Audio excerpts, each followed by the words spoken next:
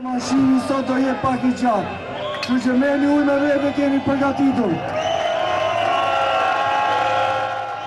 Kështu filloi nga bulevardi Dëshmorët e Kombit devijimi për herë të parë I protestës para kryeministrisë në ditën e 15 të saj, kur një grup njerëzish udhëhoqën disa qindra protestues drejt autostradës Tiranë-Durrës dhe pastaj aeroportit të Rinasit, duke krijuar polemika të forta dhe ndarje.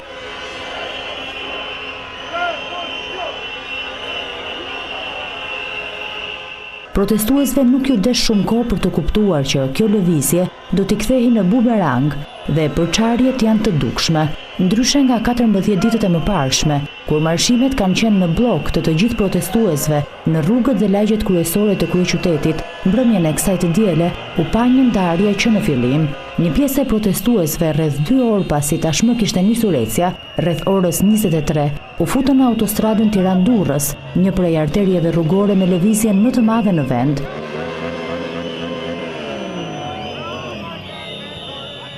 Edhe mes protestuesve kakofoni. Fillimisht disa thanë se plani ishte që të merrin mbrapsht në kthesën e Kamzës për t'u rikthyer në Tiranë, por ata që në plan kishin Rinasin fituan.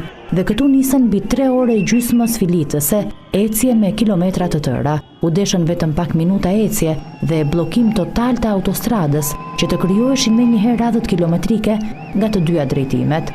Qindra makina që niseshin drejt Rinasit për fluturimin e radhës mbetën mbrapa protestuesve. Disa chartera drejt Turqisë apo edhe fluturime të tjera drejt Anglisë dhe Izraelit do të ngriheshin shumë shpejt. E njëjta situatë trafiku edhe për ata që ktheheshin për në kryeqytet pas një fundjavë në Bregdet, në jug të vendit apo edhe në Adriatik. Borit që tregonin irritimin e atyre të bllokuar nisën menjëherë.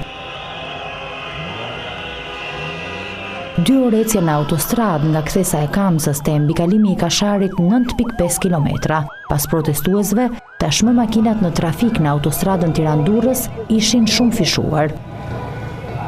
Ishte ora 1 pas mesnate dhe shumica protestuesve të mbetur ishin të lodhur dhe debati rinis, nëse duhet të ktheheshin apo të merrnin rrugën drejt Rinasit.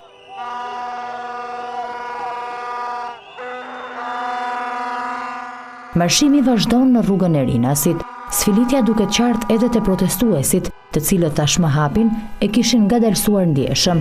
Kilometrat tashmë dukeshin shumë të gjata, pasi turma përfshinte edhe familjar, bashkë me fëmijë.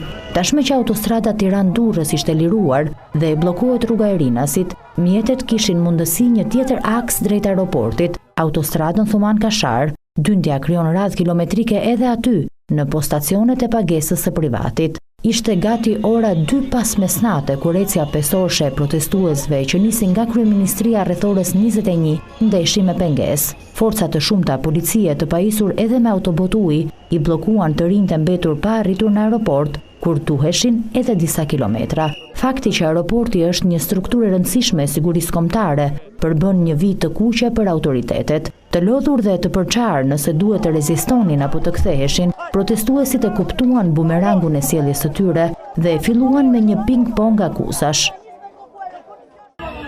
Edhe pse bëjmë nxjerrje të kthehen ai grupi është shumë I vendosur për të shkuar drejt Rinasit.